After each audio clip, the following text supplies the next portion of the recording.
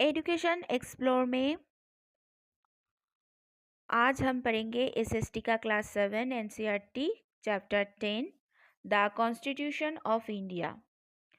First है introduction. Introduction से पहले ये वीडियो को देखने से साथ साथ आप लाइक शेयर एंड कमेंट जरूर कर दीजिएगा। I would like to point out that if we are able to act according to the constitution which has been adopted, I am sure we shall be able very soon to make our country great. This is a goal which is within our power to reach, but its realization would require hard physical and mental labor and above all great moral regenerations. We have prepared a democratic constitution, but the successful working of democratic institution requires in those who have to work with them willingness to respect the viewpoint of others, capacity to compromise and accommodation. तो doctor Rajendra Prasad the first president of India में ये introduction दिए गए थे। इस constitution of India कैसे आए थे? 26 जनवरी 1950 में फर्स्ट इफेक्ट दी यहाँ पे दिखा गया था द एंड ये 3 इयर्स में कंप्लीट हुआ था। और इस original constitution of India is preserved in glass case filled with helium gas and kept safely in the parliament. Okay, and a constitution is very important for sacred document and source of pledge and oath to all important government functions including the president, the prime minister, the chief justice of supreme court and others. I think you are understood my topic or introductions. Next आ रहे हैं, यहाँ पे कुछ picture दी गई है, glimpses from the Republic Day parade. Okay, जब 26 जनवरी पे हम जो कॉन्स्टिट्यूशन डे है वो हम पालन करते हैं। हर राज्य में अलग अलग तरीका से, दिल्ली में, कलकत्ता में, हैदराबाद में, कोई भी स्टेट एंड सिटी पे होते हैं। तो एसएसटी पे पहले से चैप्टर शुरू करने से पहले 4 क्वेश्चन दी जाते हैं। तो फर्स्ट क्वेश्चन हम डिस्कस करेंगे वो है what is a constitution and why do you need one. Okay, तो कॉन्स्टिट्यूशन क्या है और हमें ये क्यों नीड मतलब है प्रयोजनीयता, क्यों इस कॉन्स्टिट्यूशन का हमारे प्रयोजनीयता है। तो फर्स्ट कहूँगी, a constitution is the most important document which contains rule, laws and lays the basic principles and framework of the nations. ये हम जो कहते हैं वही यहाँ पे लिखी है। हम नेक्स्ट पेज पे चले जाएंगे कॉन्स्टिट्यूशन का बारे में पढ़ने के लिए। ओके, तो यहाँ पे देखिए, यहाँ पे कहा गया है ए simple answer is that document that spells out a nation's basic principles and laws. It lays out. Okay, यहाँ पे पॉइंट किया गया है the framework of the 3 organs of government, legislature, executive and judiciary. आप लोग तो ये जानते हैं, पहले भी पढ़ चुकी है क्लास 6 पे। गवर्नमेंट का जो 3 अंग होता है वहाँ पे legislatures and executive and judiciary कैसे हेल्प करते हैं and their roles and responsibilities. उसके कुछ अपनी गुरुत्वपूर्ण कर्म भाग होता है जो अपने रूल्स और रोल को प्ले करते हैं। Checks and balances amongst the 3 organs of government to ensure fairness, responsibility and accountability. नेबिलिटी। तो हमारे जो ऑर्गन्स ऑफ गवर्नमेंट है वो एकदम फेयरनेस होगा। कोई यहाँ पे कुछ अलग गरीब लोग के लिए अलग होंगे कि रिच है सिटी में उसके अलग होंगे, ये सब नहीं होगा। ये एक फेयरनेस होगा और एक दायित्वपूर्ण बोध यानी दायित्वपूर्ण से गठित होगा। और उसका जो गठन व्यवस्था है वो भी एक सीमाबद्ध होगा। The rights and duties of the citizens and outline of the long term goals and aspirations of the nations. Okay, next question है, why do we need constitution? हमारे कॉन्स्टिट्यूशन को क्यों जरूरत है? यहाँ पे एक ब्लू लाइट ब्लू कलर में हाईलाइट किया गया है कि कॉन्स्टिट्यूशन हमें क्यों जरूरत है, ये हमें जरूर जानना चाहिए। Okay, imagine that your school has reached the final tournament in kabaddi at the state level. Okay, तुम्हारे स्कूल में कुछ फाइनल टूर्नामेंट सिलेक्ट हुआ है कबड्डी का जो स्टेट लेवल पे है। The opponent is a strong team that has won the tournament 2 years in a row. जो ओपोनेंट पार्टी है वो 2 साल से लगातार जीत रहे हैं। They are aiming to win a third time. ताদের उस टीम का लक्ष्य है कि इस बार जीतेंगी, थर्ड टाइम होंगे, a hat trick. Okay, the match is on and a player from your team has just got one of the players from the other team out. Then a dispute breaks out. The player from the other team insists that she had already crossed into her team area before your team player caught her. The referee has seen that the player from the other team was indeed out to settle the dispute amicably, and she pulls out a little official rule book. The team captain confer with the referee and look at the rules. They can agree that the player was indeed out and your team has won the state level trophy. कुछ सामयिक कारण की दौरान आपके team की कोई भी player जो दूसरी टीम को एक प्लेयर को आउट किया है, इसलिए आपका टीम चुना गया है स्टेट लेवल के लिए। ठीक है, तो वही ऐसा ही होता है एक कॉन्स्टिट्यूशन कि ऐसे ही एक रूल बुक है। उस रूल बुक में ये जो हुआ है स्टेट लेवल के लिए चुना गया है, ऐसे ही कोई भी गेम पे कोई भी ये पे एक रूल बुक होता है, वैसे ही कॉन्स्टिट्यूशन एक रूल बुक है कि कौन क्या करेगा, कौन किस सीमा पे है और उस सीमा से उसको क्या दंड दिया जाएगा, वो वही एक रूल बुक है जो कॉन्स्टिट्यूशन नाम पे हमारे इंडिया में प्रचलित है। ओके, तो नेक्स्ट है,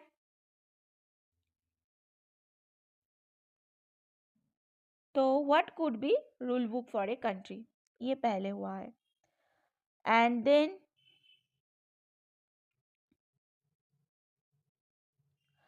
यहाँ पे देखो, बहुत अच्छे से हम लोग समझ जाएंगे। तो कॉन्स्टिट्यूशन में values and ideal of a society, कुछ political systems, rights and duties of citizens, structure and formation of the government and functions of different parts of the government, guiding principles for government. इस rule book में क्या क्या है, ठीक है, हमारे जो कॉन्स्टिट्यूशन है उस कॉन्स्टिट्यूशन में हम ये सब देख सकेंगे। फिर आ जाते हैं ऊपर में। ओके, तो ऊपर में हम जहाँ पे छोड़े थे, discuss in your group What might have happened if there was no official rule book that the reference and the team captain's culture could refer to? What required to ensure everyone agrees to abide by the rule book? ये भी हमें जानना है कि जो rule book में rules है वो रूल्स हमारे जो खेल के अंदर खेल की बाहर है जो सब दर्शक है सभी लोग यही चाहते हैं क्या, ये भी हमें जानने हैं. What might happen if the team captains did not agree to refer the rule book to at all? क्या होगा जो रेफरी है, दो टीम का जो रेफरी है, कोई भी एक रेफरी इस रूल को नहीं पसंद करेंगी, नहीं सपोर्ट करेंगे तो क्या होगा, ये भी हमें जानना है. तो ऐसा ही होता है कॉन्स्टिट्यूशन. कॉन्स्टिट्यूशन में जब कोई गलती करती है तब उसे कौन सपोर्ट करेगा, कैसे सपोर्ट करेगी, उस सीमा पे कौन कौन उसके सपोर्टेड हैं, ये हमें जानना की ज़रूरत है. और ये सभी लिखी है इस रूल बुक में और मतलब इस कॉन्स्टिट्यूशन में. ओके, फिर आ जाता है हम डोंट मिस आउट इस पे. Just as your textbook has many sections and chapters, the Constitution of India has 25 parts and 12 schedules. जैसे एक बुक होता है उसका चैप्टर्स होता है, चैप्टर्स में कुछ है इकोनॉमिक, कुछ है हमारे गवर्नमेंट के, कुछ है हिस्ट्री के, ऐसा ही कुछ 25 पार्ट्स है और उसका 12 शेड्यूल्स है. Each part has section within it. It is the world's largest written constitution. ये हमारा जो constitution है, Indian constitution is the largest constitution of world. Okay. When it came into effect, it had 22 parts and 8 schedules. You don't need to remember these numbers. But can you guess why they have increased since 1950? The basic rules and principles in a constitution determine what kind of government will be there. कैसे होंगे हमारी जो government होंगे वो कैसे होंगे, उसका कर्म क्षमता कैसे होंगे, उसकी सीमा के कितना होंगे, ये हमें जानने की दौरत है और जानने की ज़रूरत है. और ये जानने के लिए हमें कॉन्स्टिट्यूशन ज़रूर पढ़ना पड़ेगी. ओके, तो एंड उसका फंक्शंस क्या है? This includes many principles we saw the previous chapter such as the legislature, executive, judiciary form. ये तो हम पढ़ चुके हैं पहले चैप्टर में, क्लास 6 पे पढ़े हैं, पहले 7 में भी पढ़ेंगे अगले यूनिट में, पहले यूनिट में हम पढ़े थे. ओके, तो how the judiciary is made and what rights and duty individual situation citizens have. Many constitutions, including Indian Constitution, also state the values ideals country is committed to. For instance, okay, next है हम जानेंगे how was our constitution developed. कैसे हमारे जो constitution थी वो कैसे बढ़ी, कैसे उसका ग्रोथ हुआ. ओके, तो the constitution was developed and written by the Constituent Assembly over a period of almost 3 years. ये कॉन्स्टिट्यूशन जो हम जो यहाँ पे इंडियन कॉन्स्टिट्यूशन देख रहे हैं वो 3 years लगे थे बनाने में. ठीक है, 9 दिसंबर 1946 शुरू हुआ था and with member elected by the legislative assemblies of the province whose members had been in turn elected by the people. Dr. Rajendra Prasad was the chairman of the Constituent Assembly. हमारा जो Constituent Assembly जो assembly हुआ था उसमें राजेंद्र प्रसाद का हाथ था और वो चेयरमैन भी था. ठीक है, तो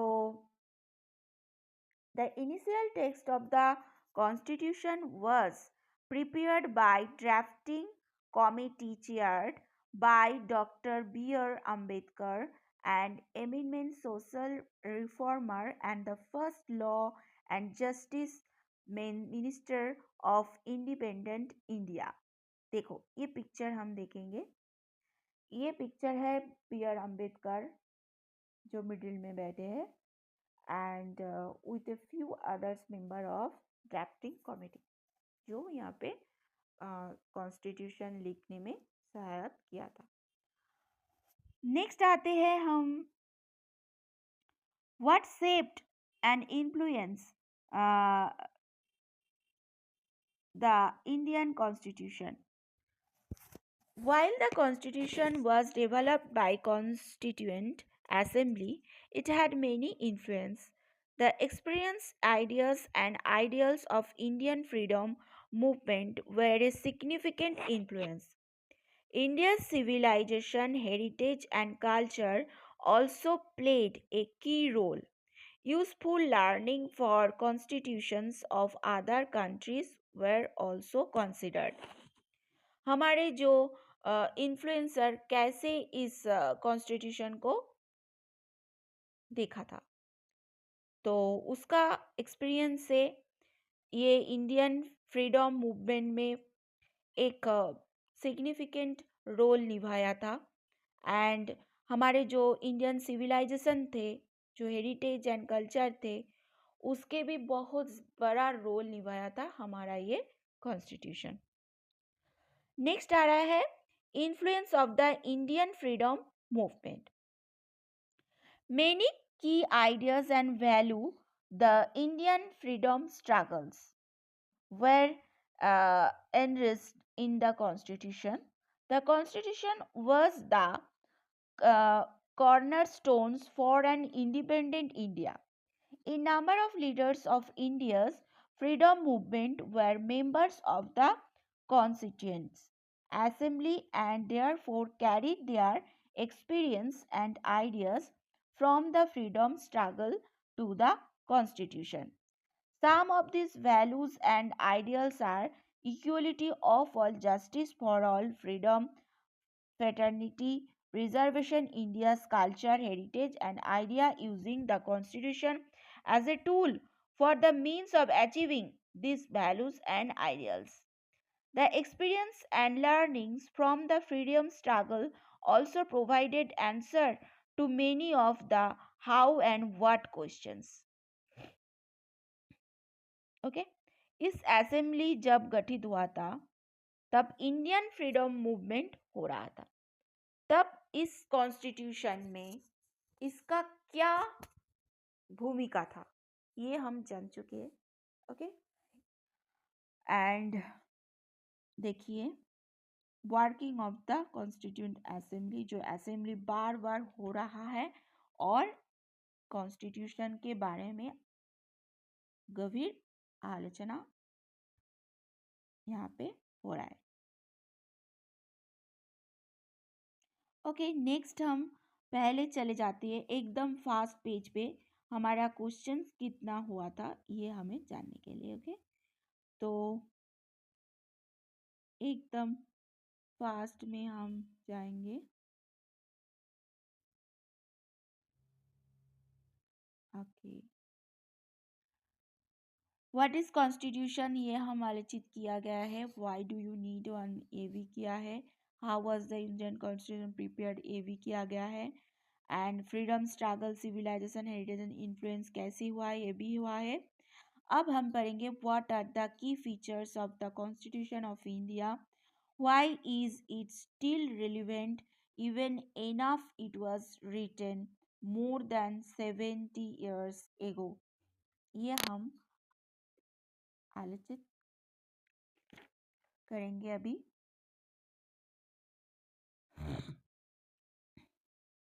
इस चैप्टर में हम चले जाते हैं की फीचर्स में।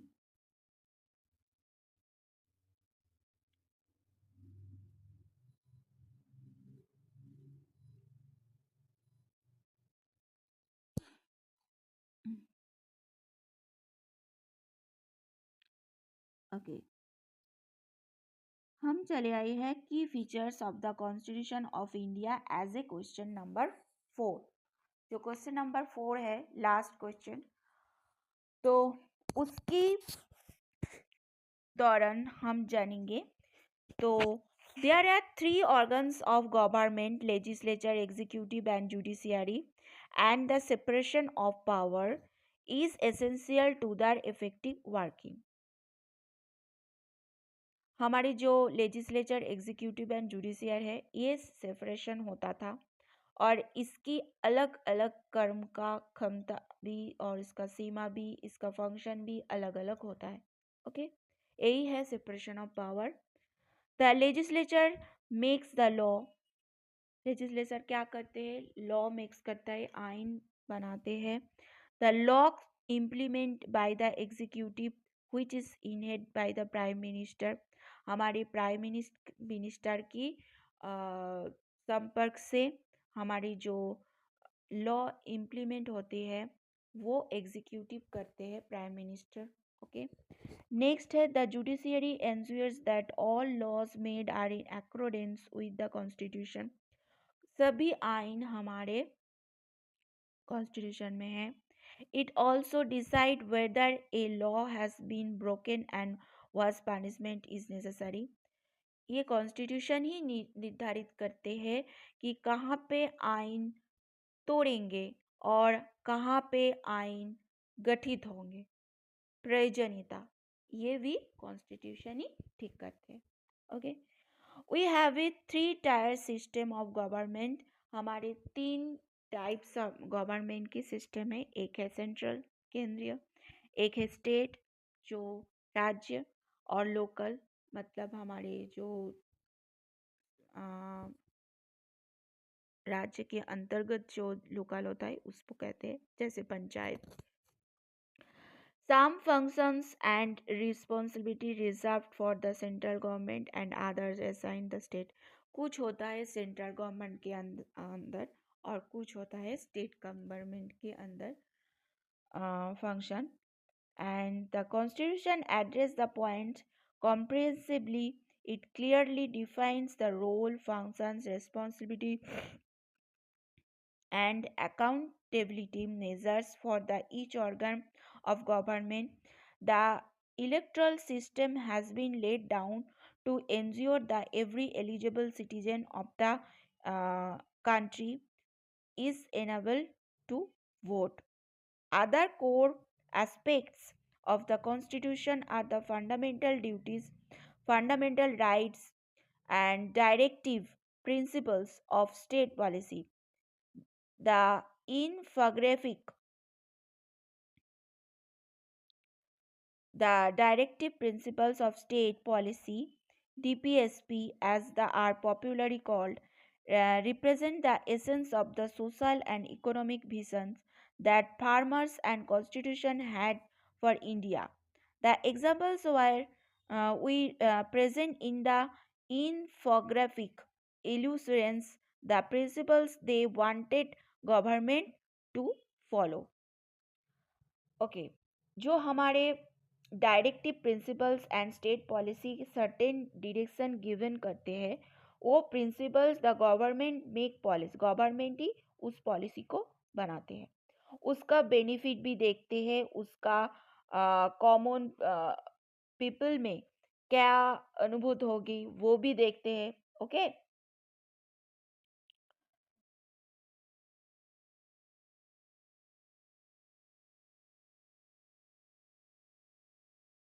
ठीक है।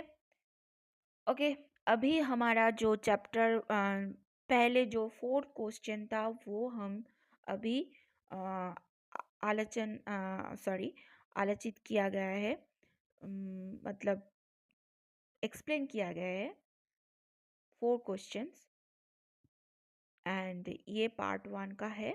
Thank you for watching my video.